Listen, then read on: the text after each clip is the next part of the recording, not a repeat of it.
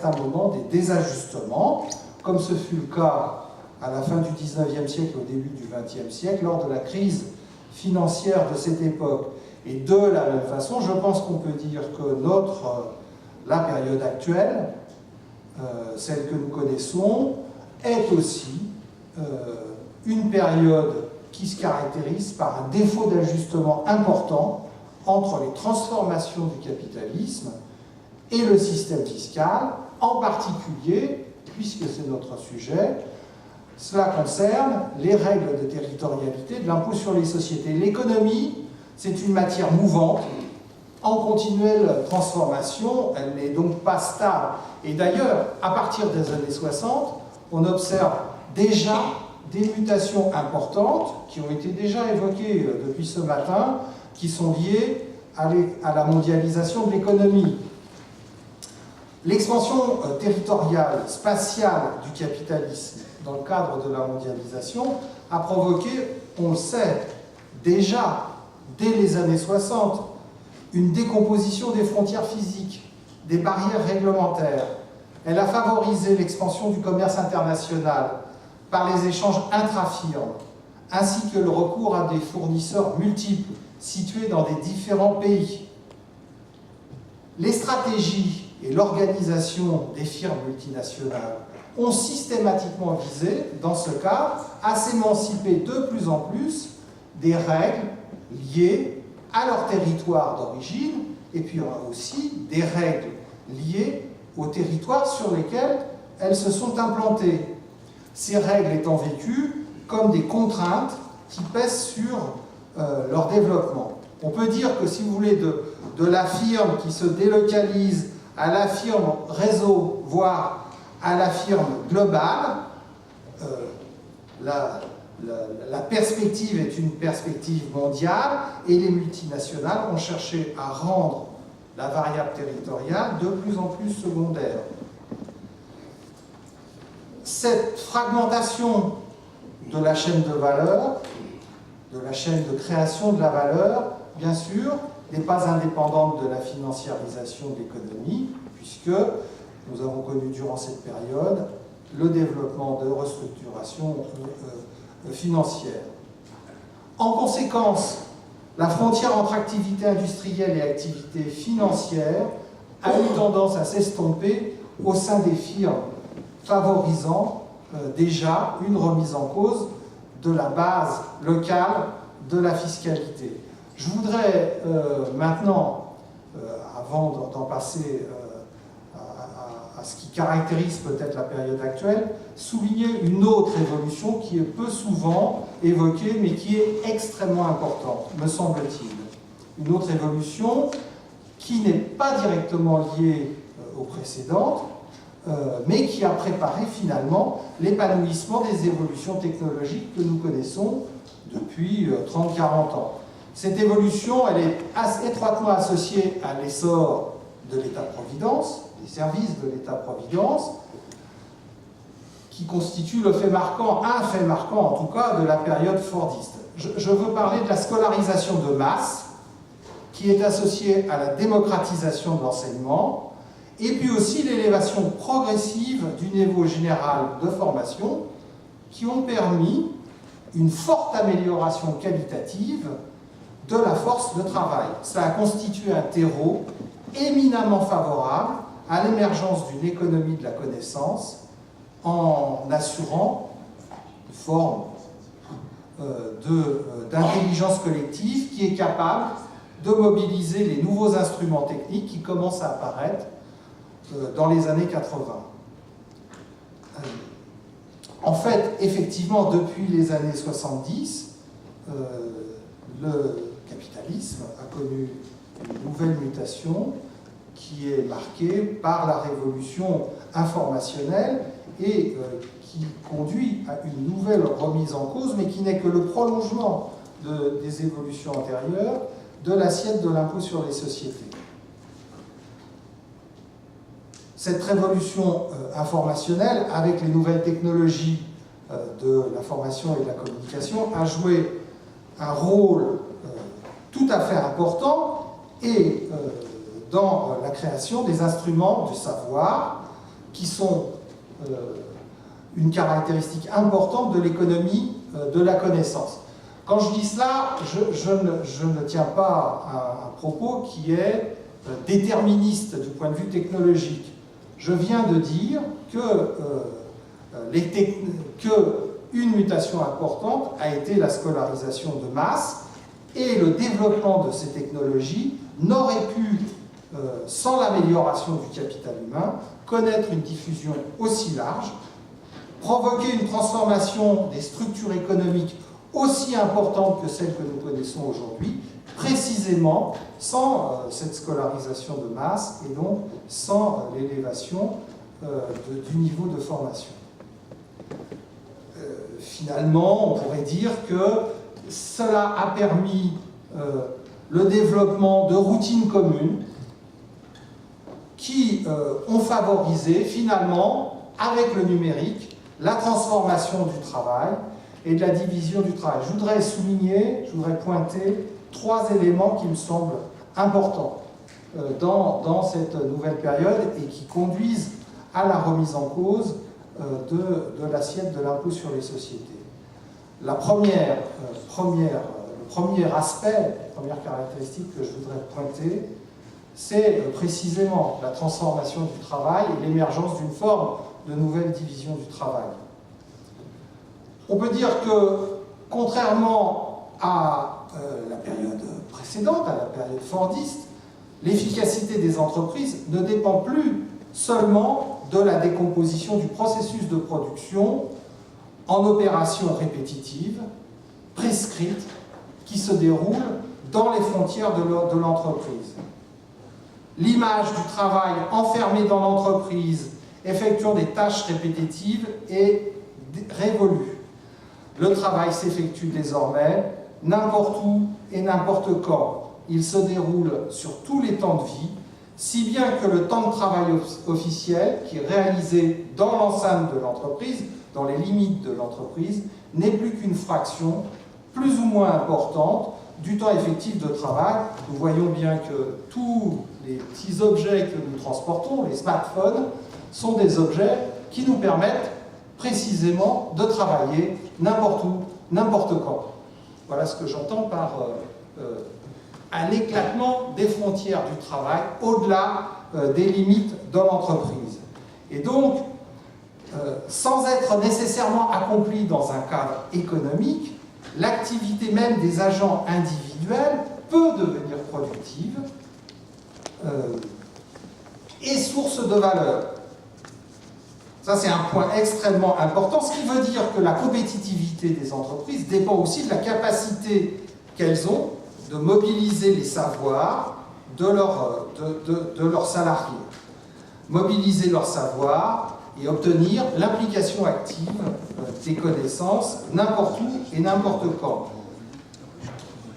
Puisque les frontières entre le travail et le non-travail sont de plus en plus poreuses, les frontières entre les activités de la vie tendent également à s'estomper.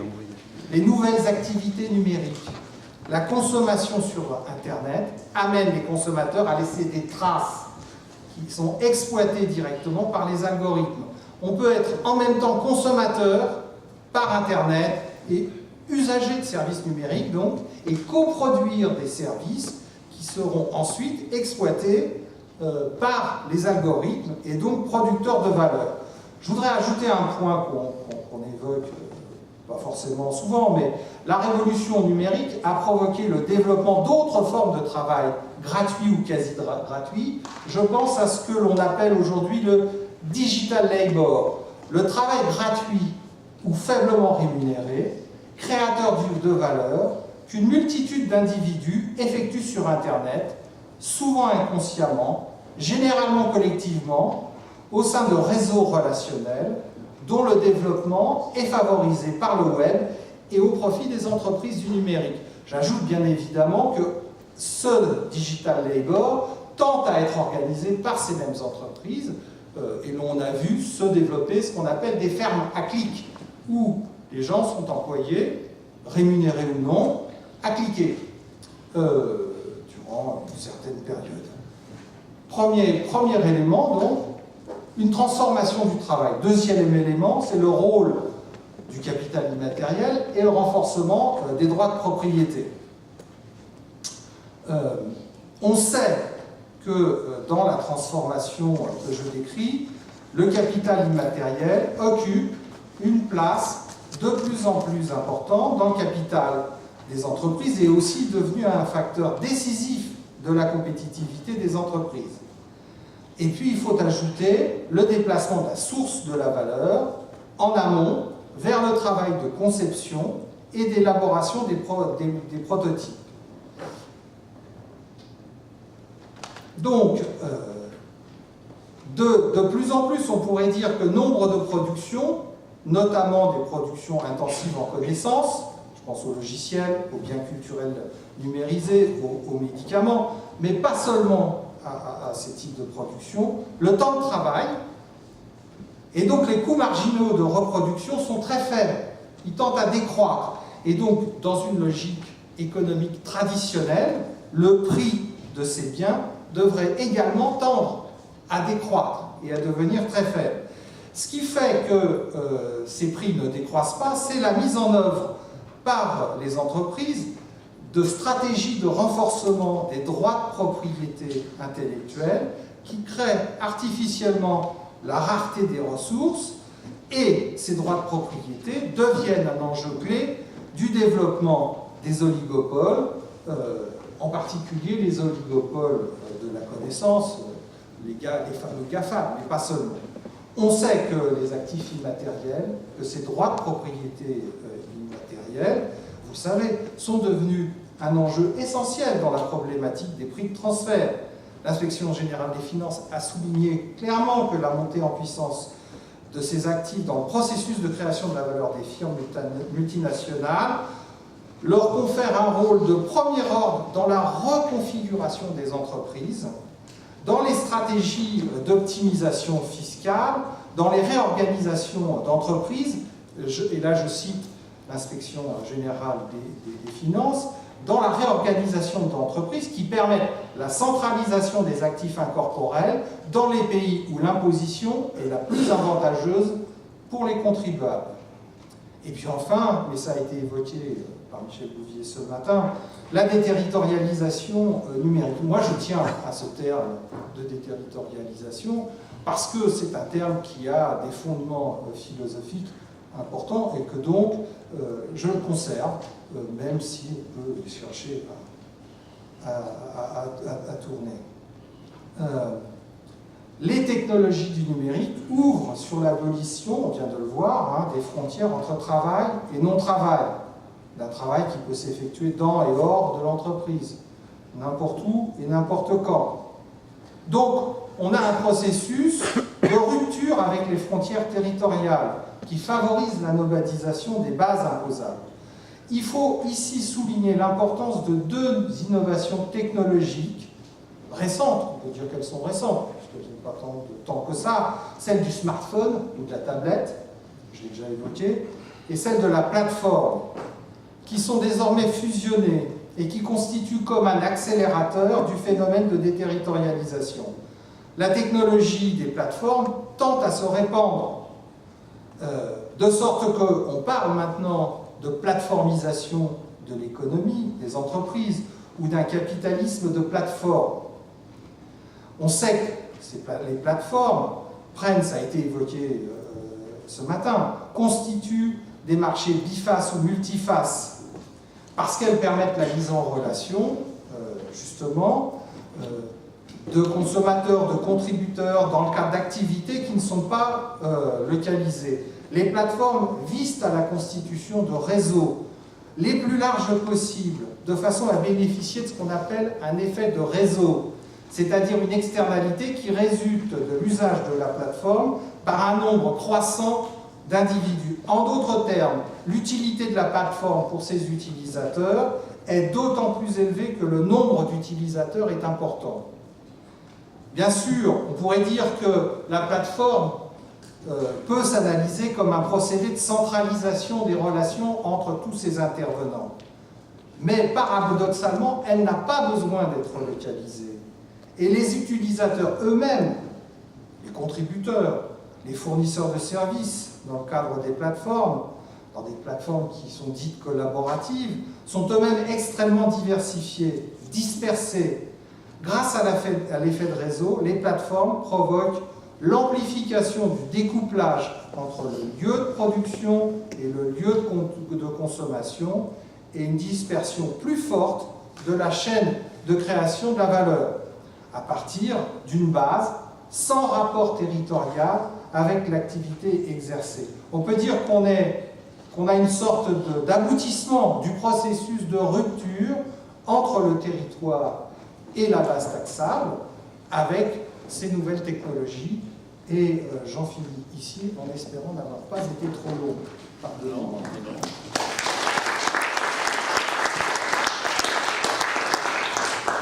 Nous sommes parfaitement dans les temps. Je regarde. Tout va bien. Bien, je vais donc passer la parole à la dernière intervenante de cette table ronde, donc à M. Andrea Kalergis, sur la production de nos normes. Monsieur le Président, tout d'abord, je souhaite remercier le professeur Classon et Bouvier d'avoir associé à cette réflexion sur la territorialité de la norme fiscale. Mon exposé porte sur la production de la norme fiscale, évidemment un sujet vaste pour lequel je me limiterai à quelques éléments qui tiennent aux auteurs de cette norme et aux fins que cette norme peut porter. De manière liminaire, je vais écarter deux éléments que je ne vais pas traiter. D'une part, quelle est la source de cette norme dans le sens siège dans un engagement généraliste. Donc elle peut être à la fois d'origine interne ou internationale, mais aussi, elle peut aussi combiner les deux dans le cadre de certaines normes qu'on peut qualifier à texture ouverte, lorsque je fais référence au dernier alinéa de l'article 209.1 qui renvoie au contentieux fiscal pour déterminer une part de son champ d'application à la répartition opérée par les conventions fiscales.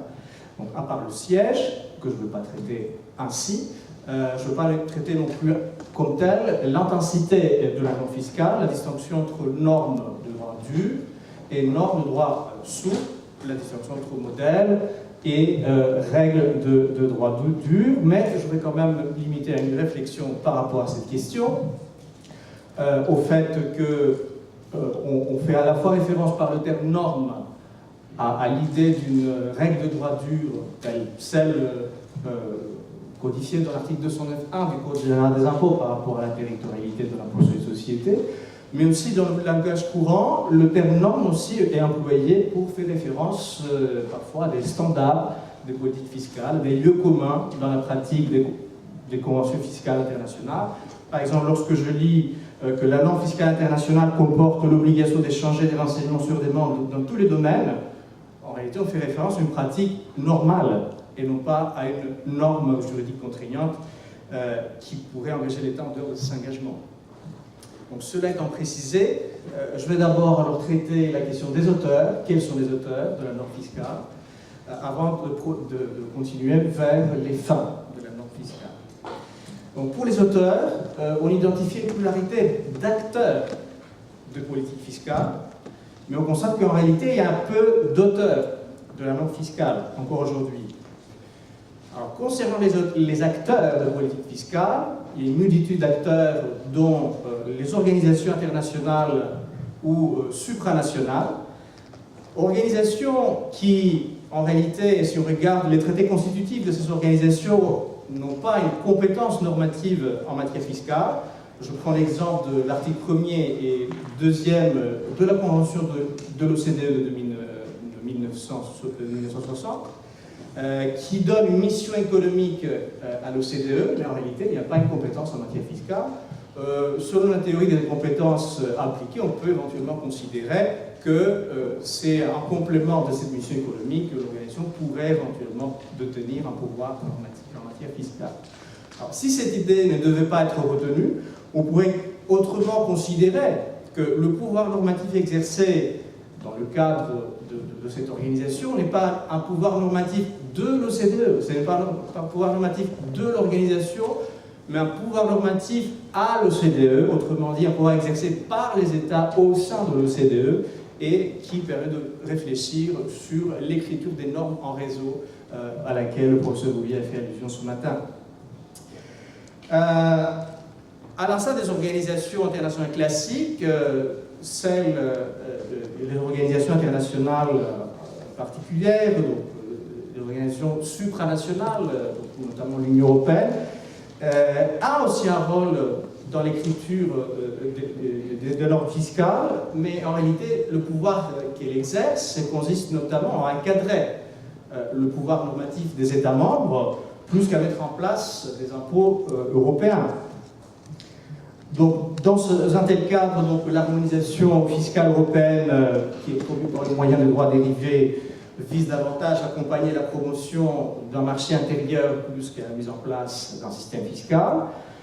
La règle de décision en matière fiscale au niveau de l'Union demeure celle de l'unanimité, malgré le discours qui prône un passage vers la règle d'une majorité qualifiée dans la prise de la décision.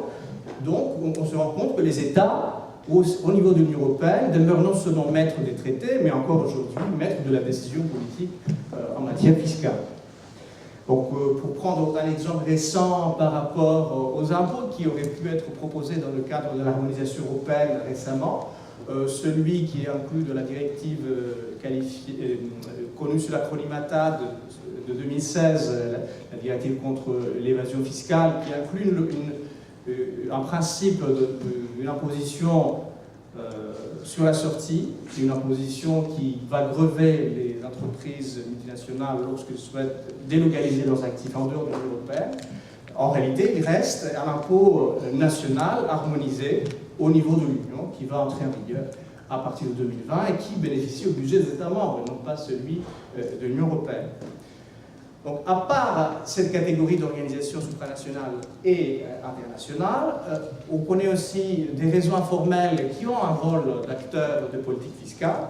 Je fais référence au G20 notamment, qui fonctionne comme un forum de nature informelle ou comme un comité de réflexion globale, qui est une sorte de vecteur de l'organisation internationale de la société des États, mais qui n'a pas une structure propre, qui n'a pas une personnalité juridique. Donc, si on devait qualifier les communiqués du G20, par exemple, on pourrait considérer que ce n'est pas un acte d'une organisation internationale, mais c'est peut-être une somme des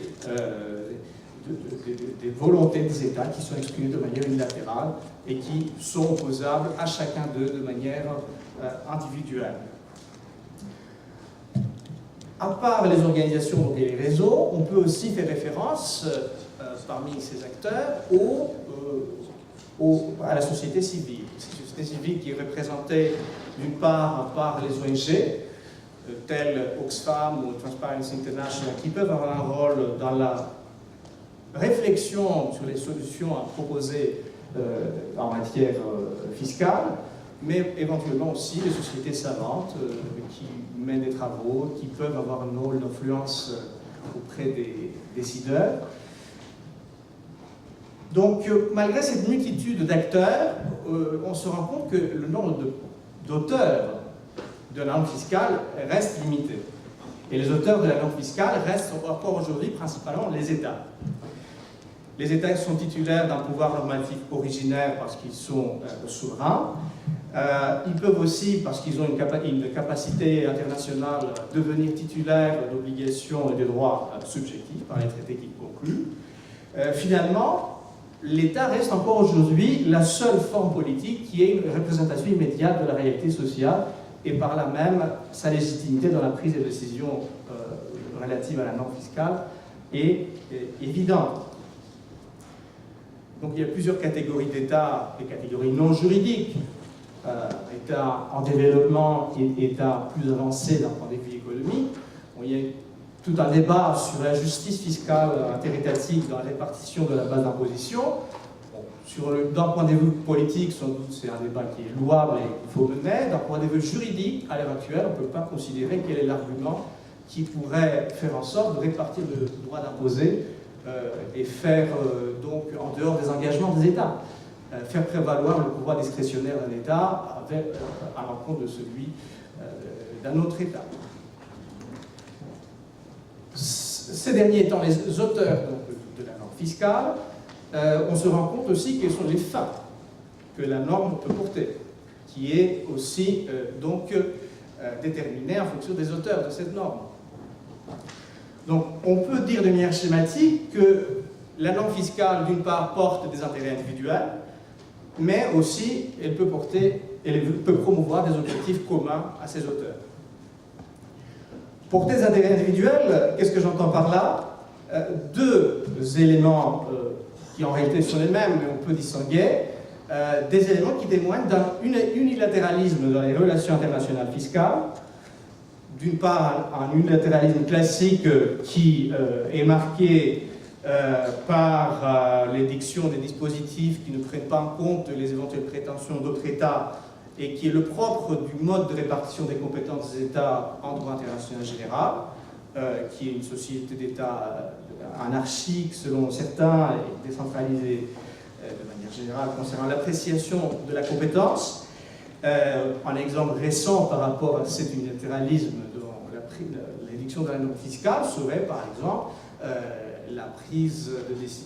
l'édiction de dispositifs d'imposition des profits détournés par certains États, alors que cette pratique était à l'encontre du projet BEPS à l'heure où ces décisions étaient prises. Je fais référence à l'Irlande, à l'Australie, et le projet échouait malgré tout de la taxe Google à la France, qui n'a pas vu le jour. À part cette logique d'unilatéralisme classique, on peut aussi qualifier une sorte d'unilatéralisme à l'envers. Et qu'est-ce que j'entends par là? J'entends la pratique de certains États de briser, entre guillemets, de rompre avec le présumé régime fiscal international pour, en réalité, imposer un nouveau multilatéralisme qui fait justice à leur propre intérêt. Et je fais plus précisément référence à l'édiction de la FATCA par les États-Unis, en rupture du présumé régime fiscal international, loi d'effet extraterritorial manifestement, qui n'aurait pas vu son efficacité internationale assurée s'il n'y avait pas les accords intergouvernementaux qui l'ont suivi avec différents États. Donc on peut dire d'une part que cette loi FATCA et les accords qui nous ont suivis se sont inscrits dans un objectif de promouvoir une transparence fiscale internationale, mais en même temps on doit considérer qu'il s'agit d'un dispositif qui s'inscrit dans une logique de promotion des intérêts américains, sans oublier le déséquilibre qui est marqué par ces accords bilatéraux. Pour s'en tenir à l'exemple de l'accord franco-américain, il est marqué par un déséquilibre dans l'échange de renseignements, avec un engagement des États-Unis à rééquilibrer cet échange, mais avec une difficulté d'ordre interne aux États-Unis, parce que d'une part, l'accord du point de vue américain, c'est un sole executive agreement, un accord simplement exécutif pour l'adoption duquel le Congrès n'est pas associé, il n'y a pas une autorisation d'approbation préalable, d'une part, et d'autre part, il n'a pas la même valeur que les autres traités internationaux des États-Unis, autrement dit, il n'a pas la valeur de loi fédérale. Donc deux obstacles, sans compter les difficultés politiques contingentes, qui font que cet équilibre n'est pas prêt à voir le jour demain. Donc, à part ce unilatéralisme dans les relations fiscales internationales, donc cette idée de porter des intérêts individuels de la norme fiscale, il est aussi possible de voir des normes fiscales qui promeuvent des objectifs communs. Donc ce multilatéralisme est en réalité, dans une large mesure, un bilatéralisme d'inspiration multilatérale, et je fais référence aux toutes premières conventions fiscales conclues dès le début du XXe siècle, qui, devant le constat de difficulté d'harmoniser les disparités des systèmes fiscaux, d'une part, et d'autre part, de trouver des lieux communs dans la répartition du pouvoir d'imposer, donc l'idée qui a été retenue au sein de la Société des Nations, qui n'a pas encore été abandonnée aujourd'hui, c'était celle de conclure des conventions bilatérales d'inspiration multilatérale, dans le sens où ces conventions étaient négociées sur la base de projets de conventions, de modèles de conventions multilatérales. Donc, le rôle alors de ces normes bilatérales a comme effet de standardiser en quelque sorte la portée des normes fiscales, standardiser le mode d'exercice de la compétence fiscale, et c'est par là que l'imposition prioritaire par l'état de résidence du contribuable s'est installée et qui n'a pas encore été abandonnée. À part donc, ces normes bilatérales d'inspiration multilatérale, nous avons également des normes multilatérales d'effet bilatéral. Il y a l'exemple récent de la Convention ouverte à signature en juin 2017 qui va entrer en vigueur en juillet 2018, puisque les instruments de ratification ont déjà déposé les 5. Cette convention multilatérale ne change pas la donne dans les relations internationales fiscales et dans le mode de fonctionnement des normes fiscales internationales. Donc il y a 116 États qui ont été associés à ce processus, le processus BEPS, pour voir dans quelle mesure la norme multilatérale a un effet. D'une part, il faut voir si les deux États qui auraient conclu une convention bilatérale sont signataires de la convention anti-BEPS. D'autre part, voir quelle est la position de chaque pays parmi les deux sur certaines clauses qui ouvrent un choix aux États signataires. Et troisièmement, voir si une réserve aurait été émise par rapport à tel ou tel point, pour voir finalement quel est l'effet d'une norme unilatérale dans le cadre bilatéral. Donc, on ne voit pas qu'il n'y a pas un changement de logique, il y a un souhait de renforcer l'efficacité des dispositifs déjà existants et ne pas bouleverser l'architecture, mais juste la mettre à jour de relations internationales fiscales. Donc, en somme, je pense pouvoir dire que l'État demeure encore aujourd'hui à l'origine de la production de la norme fiscale. Comme je l'évoquais, à la différence d'autres formes politiques, j'inclus les organisations internationales, il demeure encore aujourd'hui la seule représentation immédiate de la réalité sociale. Et s'il y a ce changement des formes de la norme fiscale, le contenu, la fin, ne change pas. La fin, c'est de doter à l'État un fondement pérenne de sa puissance publique. Et donc, la fin de la norme fiscale ne change pas. L'État doit pouvoir réaliser les fins qui s'assignent, ce qui implique un fondement matériel qui est produit, entre autres, par l'impôt. Je vous remercie.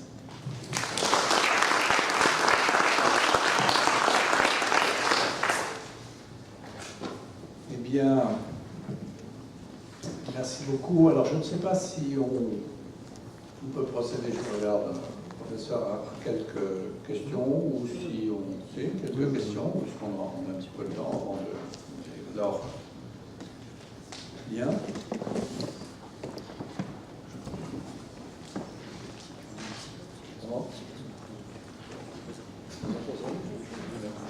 Alors, j'ai pris quelqu'un pour commencer à lancer le débat, puisque il y en a des intervenants qui veulent bien... Professionnel de la question. Non, volontiers pour lancer le débat, une question, pour rebondir sur ce que mon excellent voisin vient de dire. Tout à l'heure, Émilie Cariou faisait référence à un amendement qu'elle avait déposé et qui visait à prendre en compte les taux d'imposition des États étrangers pour les caractériser le cas échéant comme le TNC. Alors, c'est pas du Donald Trump, mais je me demande si ça ne ressemble pas un tout petit peu. Et je voulais te demander la manière dont on se fait cette manière qui se développe beaucoup en France de porter maintenant des jugements sur les taux d'imposition que certains États qui sont à peu près souverains, me semble-t-il, tels que l'Irlande, décident effectivement d'adopter. Bon, l'Irlande n'a pas la tour Eiffel, l'Irlande a un certain nombre d'atouts, mais pas tant que ça. Et donc l'Irlande a compté notamment sur un développement économique fondé sur une politique fiscale qu'on peut juger agressive, méchante, bon, voilà. Enfin, c'est un État souverain, et dont je ne parle pas des pratiques dommageables par ailleurs qui ont pu exister, type État tunnel, etc., juste sur les taux d'imposition. Est-ce que donc il n'y a pas une espèce de tendance d'un certain nombre d'États, la France y compris, à promouvoir peut-être une sorte d'unilatéralisme consistant notamment à vouloir, par la voie peut-être diplomatique, par la voie de la force, à imposer à d'autres États des éléments pourtant extrêmement consubstantiels normalement de leur souveraineté fiscale, à savoir principalement les taux d'imposition. Merci. Alors je pense qu'en dehors des engagements qu'un État aurait contractés, il demeure libre de donner l'effet qu'il souhaite aux produits normatifs d'un autre État. Autrement dit, d'une part, il peut considérer et attribuer certains effets à un certain niveau de pression fiscale en Irlande et dire que les investissements qui sont canalisés par ce moyen peuvent recevoir un traitement défavorable fiscalement en France. Et d'autre part, il est tout à fait possible, dans un autre ordre différent, d'attribuer ou de ne pas attribuer un crédit d'impôt pour une charge fiscale subie à l'étranger en dehors d'un engagement conventionnel. Donc, dans les deux sens, l'État se prévaut de son autonomie dans la prise de la décision, qui peut à la fois faire échec en réalité à l'efficacité de la norme produite par notre État, ou promouvoir cette efficacité dans l'hypothèse où un crédit d'impôt ou un autre dispositif d'effet équivalent aurait été adopté. Donc ce qu'il faut distinguer, je pense, d'une part, c'est l'égalité juridique des États en vertu de laquelle ils peuvent exercer le pouvoir normatif à terme égaux, et d'autre part, le rapport de force des États dans les relations internationales qui fait que certains États ont plus de puissance à effectivement forcer certaines décisions et assurer leur efficacité que d'autres. Merci beaucoup. Merci. Alors, mademoiselle ou madame, vous pouvez peut-être, je ne sais pas si le micro marche, si vous parlez. À moins que vous ayez une voix forte. Les micros fonctionnent.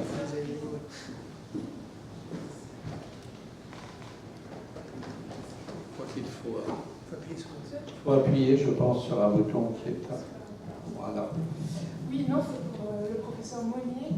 En fait, vous avez souligné l'importance de l'effet de réseau qui permet d'obtenir des monopoles. Est-ce que cet effet représente beaucoup plutôt une menace ou un outil pour les États? Pour les États? Oui. C'est un outil pour les plateformes. Mais est-ce que les États pourraient s'en inspirer?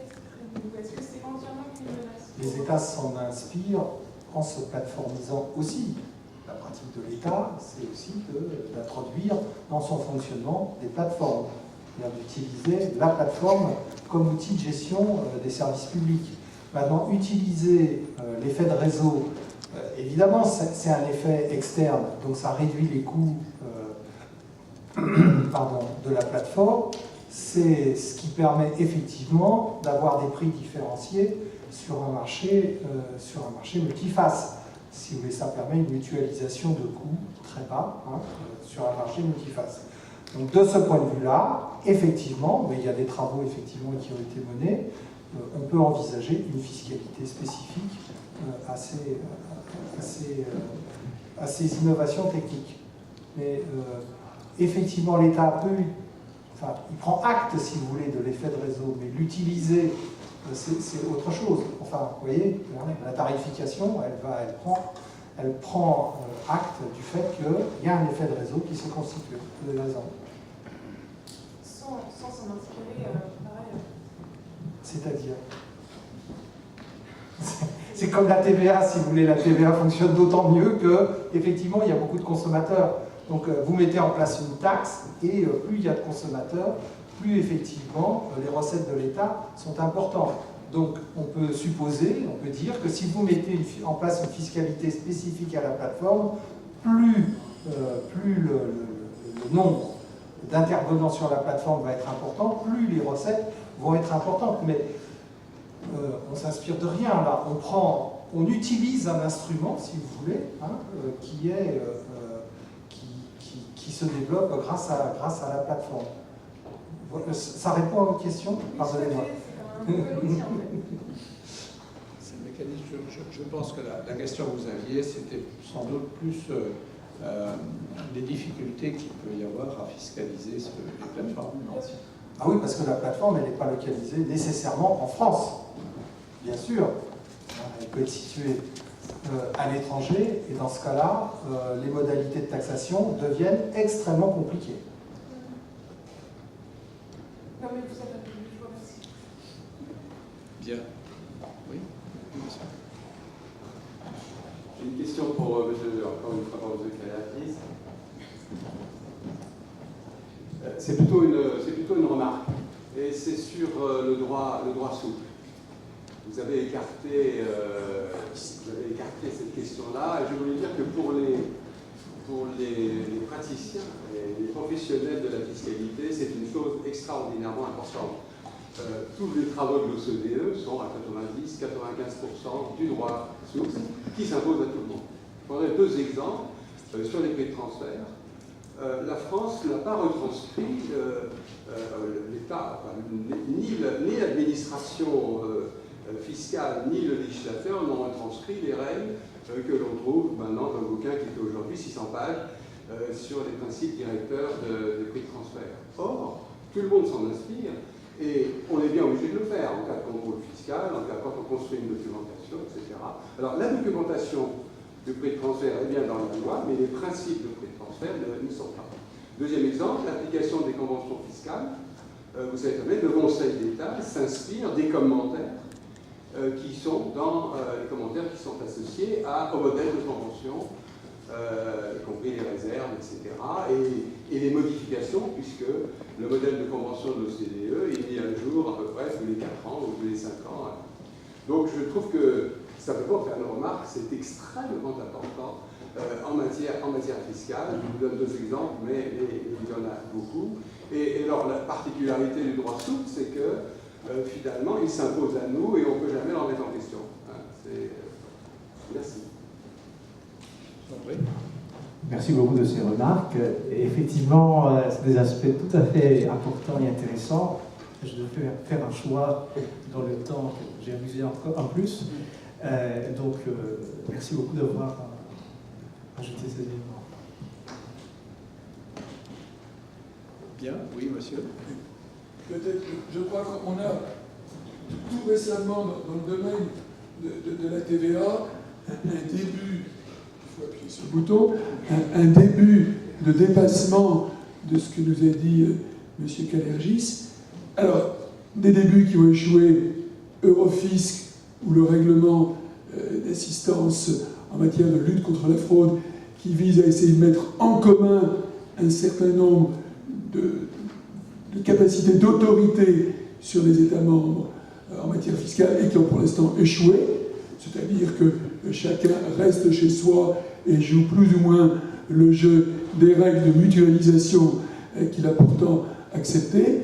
En revanche, il y a tout récemment un premier dispositif qui pourrait être une illustration de passage de l'autre côté du cheval, avec la mise en place, l'acceptation pour le parquet, du parquet européen qui, au nom, avec l'OLAF comme bras séculier et le droit européen, serait capable de créer une autorité extraterritoriale au 28 ou au 27 pour agir dans le domaine fiscal.